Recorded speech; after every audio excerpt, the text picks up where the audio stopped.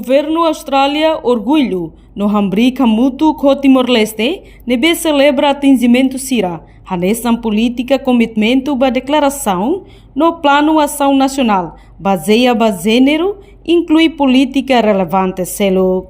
Embaixadora Austrália e Timor-Leste, Kathleen Wilson hatoli hirakne, ba jornalista sira, e a sua irum Timor Plaza, terça-feira loron sanulu resingida fulang março tinan rihun rua nulu resing lima. Bem hira participa e a seminário sensibilização com a prevenção assédio sexual e a serviço público sira, onde promove serviço fatem nebe seguro, respeita no livre husi assédio. Kathleen afirma, a Austrália na fatem sai parceiro ba tempo naru, o comitimento ba fundo na sociedade, acesso ba proteção e igualdade, no inclusão, li husi programa sira. Orgulho, Hambrica Mútuo Timor-Leste, celebra atingimento sira, nessa política, no comitimento da declaração, no vice, plano ação nacional de violência baseada no política relevante sira.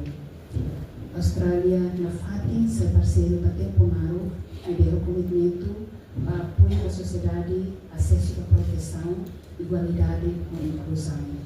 Temos esse programa Sira nessa PhD, na Bila, no participa, e da serviço remoto com a sociedade civil Sira, nessa Prade, no Focopers, inclui o governo Timor-Leste, onde eleva serviço no protege para afeto no Palestina.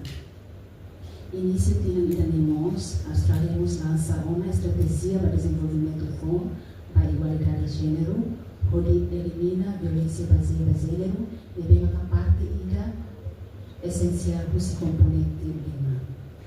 No entanto, a técnica da educação é um pilar importante, onde educa a parecia na sociedade para mudança temporária.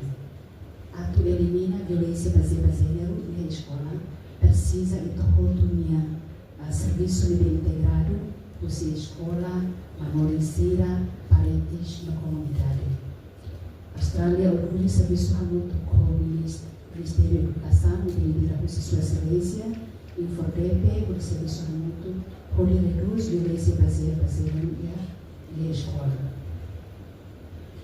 A nós reconhece o Ministério de Liderança forte no comitimento SIRA, seja para eliminar a violência e de potencial proteção da escola. Reportagem Sabina Sansa, Televisão Timor-Post. Janela informação ba Emohoto. Atua tem informação atual dia Clio.